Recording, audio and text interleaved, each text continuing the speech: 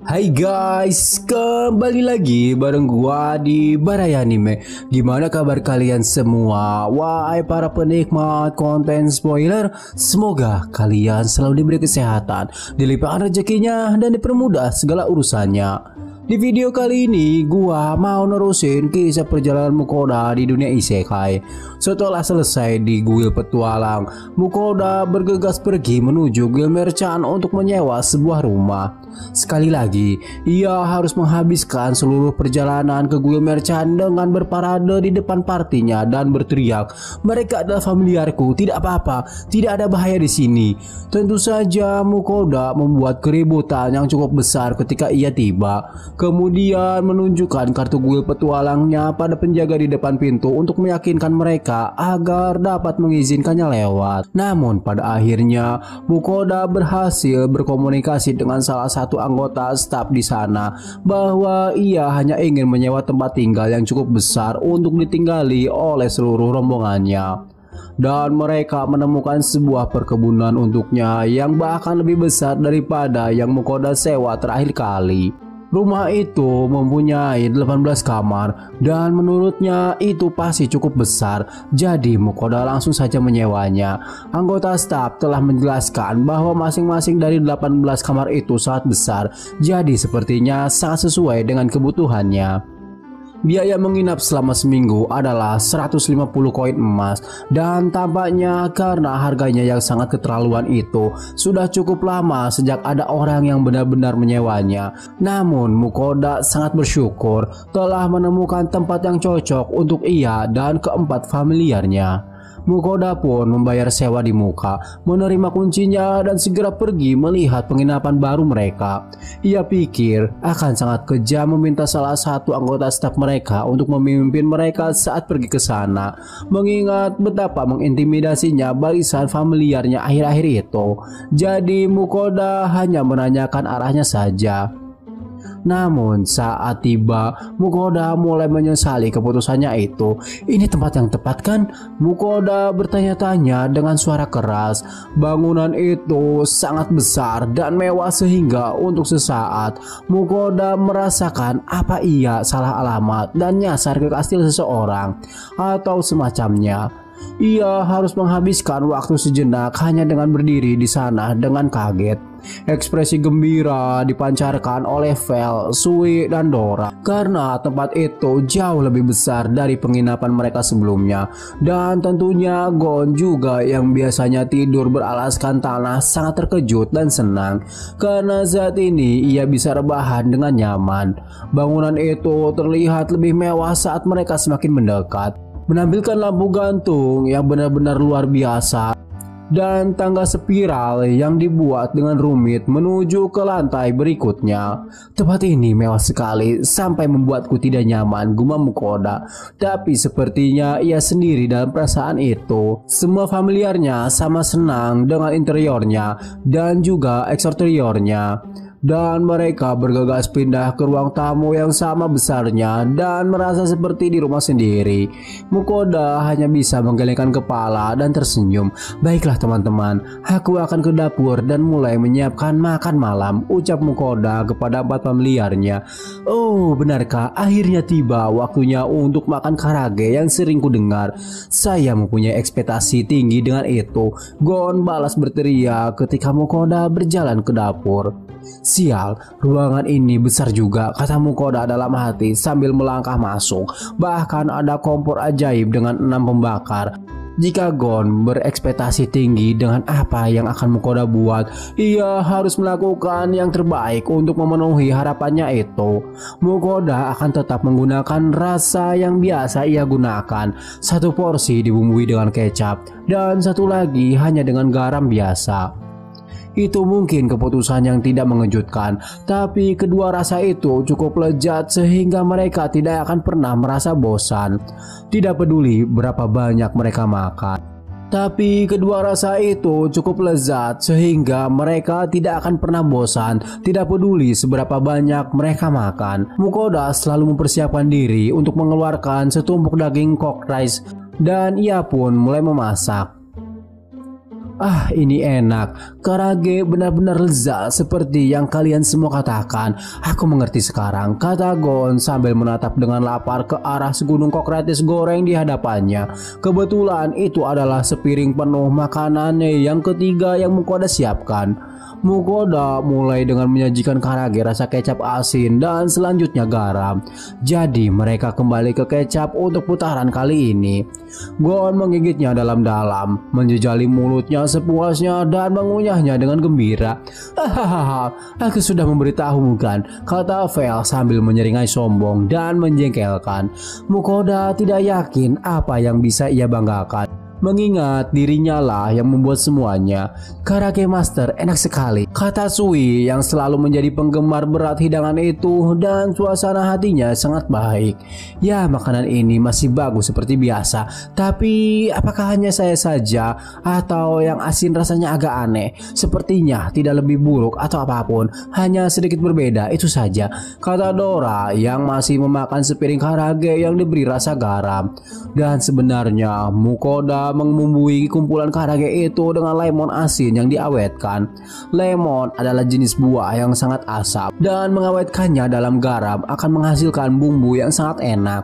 Mukoda hanya berpikir akan menyenangkan untuk sedikit bereksperimen dengan rasa yang berbeda. Lemon yang diasinkan dan diawetkan pernah menjadi tren yang populer pada satu waktu, dan Mukoda menjadi sangat menyukai rasanya. Ia bahkan telah mencoba membuatnya sendiri. Meskipun akhir-akhir ini Mukoda hanya menggunakan barang-barang yang dibeli di tokonya. Bagaimanapun, setiap kali ia memutuskan untuk membuat karage, dan kebetulan ada beberapa lemon yang diawetkan di lemari esnya, pastinya ia selalu menambahkan sedikit ke dalam bumbunya, dan mengingat hal itu membuatnya memutuskan untuk mencobanya lagi. Tidak ada salahnya mencampurkan sesuatu sesekali, bukan? Rasa lemonnya membuat gorengan seperti ini terasa sangat menyegarkan, bukan, tanya Mukoda.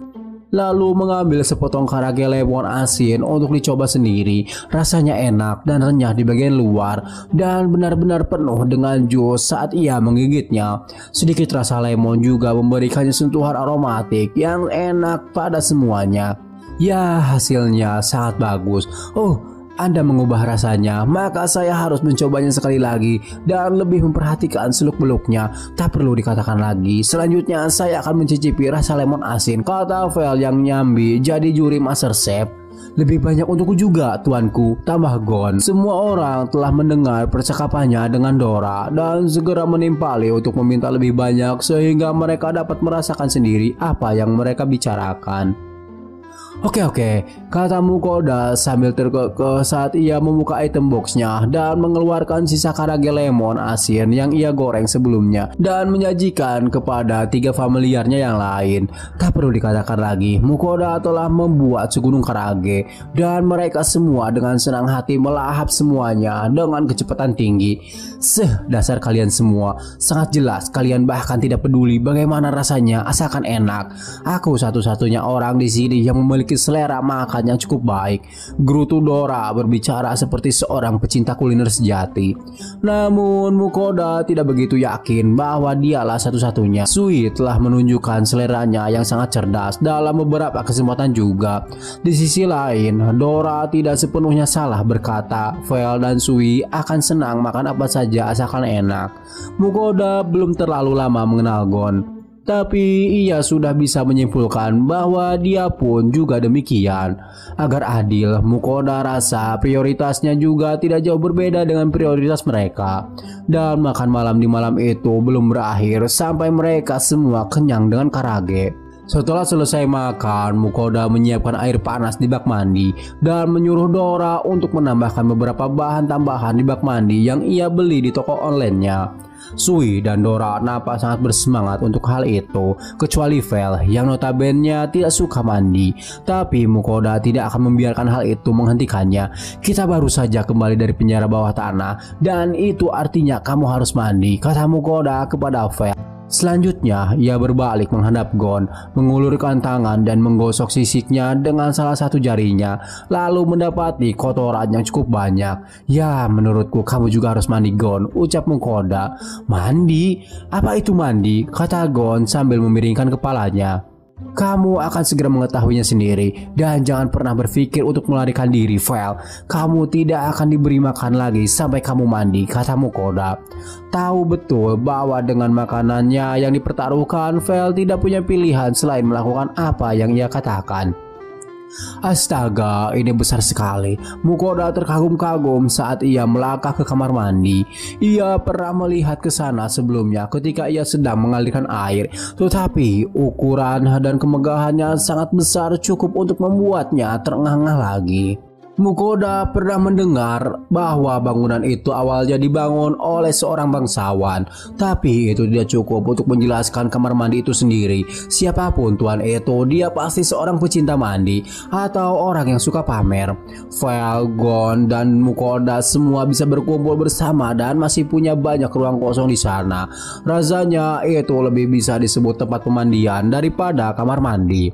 Jadi mandi berarti membersihkan diri dengan air, kata Gon sambil melangkah masuk ke dalam kamar mandi. Ya betul, tapi jangan pikir kalau mandi itu soal membersihkan diri saja, Gon. Mandi adalah tentang berendam di dalam air. Itu adalah perasaan terbaik di dunia, kata Mukoda sambil memulai mengguyurkan tubuh Gon dengan air. Ia berharap sedikit dorongan agar mengubah Gon menjadi pecinta mandi lainnya.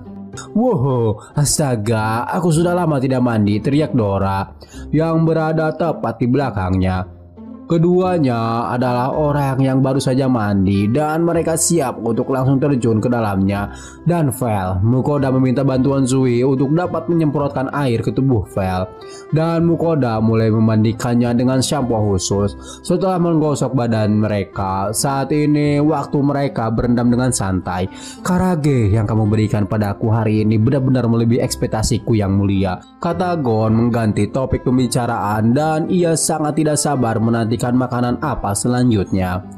Sui berkata jika masakan tuanya selalu enak, dan Dora menambahkan jika Mukoda selalu memberi mereka daging sepanjang waktu. Jadi menjadi familiarnya merupakan pilihan terbaik yang pernah ia buat.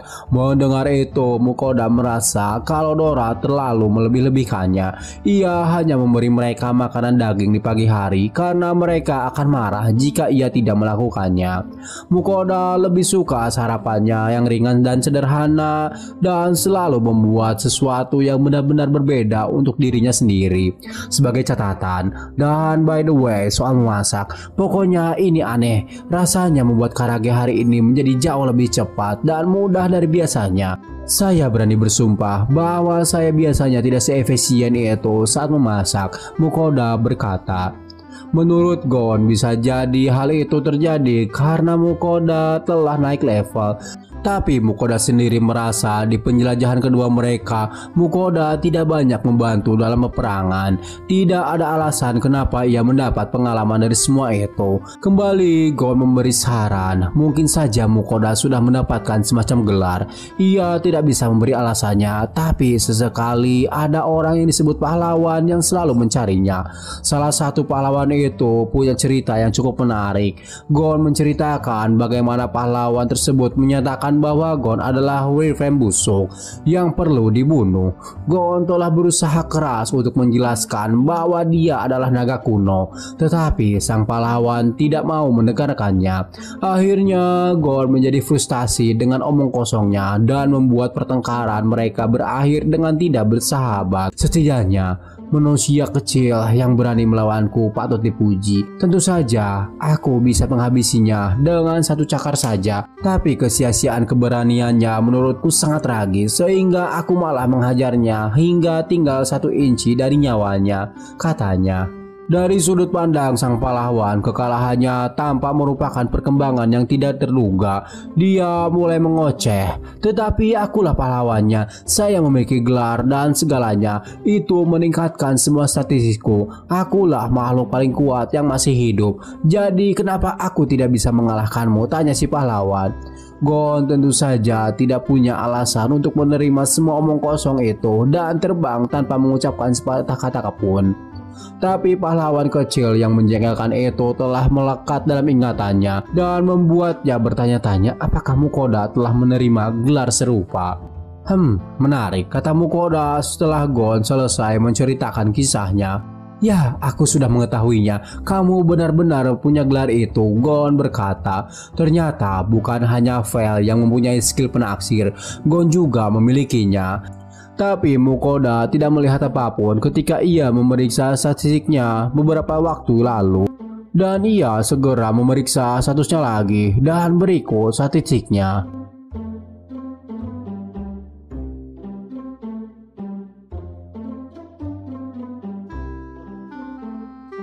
Solitary Save. Permisi, apa itu artinya? Mukoda menyentuh titel pada layar semi transparan di mana statusnya ditampilkan dan jendela lain terbuka menjelaskannya secara lebih rinci.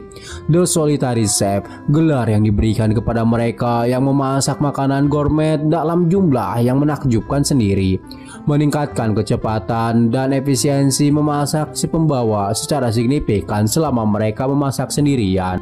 Dari penjelasan itu dapat disimpulkan kenapa kecepatan memasaknya meningkat secara signifikan. Mukoda akan memasak lebih cepat mulai dari saat itu. Ini bagus. Tidak. Kapan Koki dipindahkan ke urutan teratas daftar pekerjaan saya? Dan ada apa dengan kata dugaan? Setelah petualang, aku terdaftar di guild petualang dan semua itu sah. Kenapa ada orang yang menginginkan titel seperti itu? Mukoda meratap, suaranya bergema tanpa hasil di seluruh ruangan. Keesokan paginya, kuartet familiarnya yang rakus menjejali mulut mereka saat sarapan, lalu pergi ke ruang tamu untuk berbalas-malasan, seperti sekelompok slot yang kekenyangan. Tentu saja mereka meminta daging terlebih dahulu di pagi hari, jadi Mukoda membuat semangkuk besar daging sapi Minotaur. Sekali lagi memperhatikan bagian proses pembuatannya berjalan cukup lebih cepat dan lancar dibandingkan sebelumnya. Ia tahu bahwa efisiensi barunya mungkin berkat gelar Solidarity Chef yang ia dapat. Tapi itu berarti setiap kali ia menyadari betapa cepat ia bekerja, itu membuatnya berpikir tentang keseluruhan titelnya. Setelah memasak, Mukoda mulai membuka item boxnya dan mulai mengeluarkan item yang mereka peroleh selama berada di dalam dungeon. Oke, kulit Zlatorog, kuku, kaki, dan batu ajaib. Benar, aku hampir lupa kalau kita sudah mendapatkan salah satu dari kulit ini. Mukoda punya total 3 di antaranya sekarang dan masing-masing sangat berharga sehingga menjualnya akan menjadi sebuah percobaan yang sangat disayangkan. Menurut Tristan, harganya terlalu mahal untuk disentuh oleh guild petualang. Karena hal itu mungkin sebaiknya Mukoda mengirimkannya sebagai hadiah kepada raja. Sebenarnya jika ia sedang menghadapi banyak masalah, Mukoda dapat mengirimkan satu kepada Raja Erman dan satu lagi kepada Raja Leonhard. Kedua negara itu pada dasarnya adalah wilayah operasi utama Mukoda pada saat ini, jadi tidak ada salahnya untuk berada di pihak yang baik. Dan mereka telah memberinya segala macam akomodasi sejauh ini. Meskipun di sisi lain, apakah mengirimi mereka berdua hadiah yang sama akan dianggap tidak sopan? Ia merasa harus meminta nasihat Tristan untuk hal itu. Setelah selesai, kali ini Mukoda bertekad untuk hanya mengambil barang-barang yang tampaknya penting. Jadi memilih semuanya adalah proses yang jauh lebih cepat dibandingkan setelah ekspedisi pertama mereka. Namun ia benar-benar meluangkan waktunya menyeruput secangkir kopi dan tidak terlalu menekan kecepatannya. Mukoda juga sudah membuatkan makan siang untuk semua orang di tengah jalan. Jadi pada akhirnya ia menghabiskan hampir sepanjang hari mengerjakan tugas itu. By the way, Vel, Gon, Dora, dan Sue sudah pergi ke ruang tamu untuk tidur siang setelah mereka makan. Gon tampaknya telah mengumpulkan banyak sekali, bahkan ada yang mengatakan terlalu banyak. Tumpukan barang rampasan selama beberapa abad tidurnya yang berulang-ulang. Semua permata di tumpukan jarahannya berada di sisi yang lebih berat.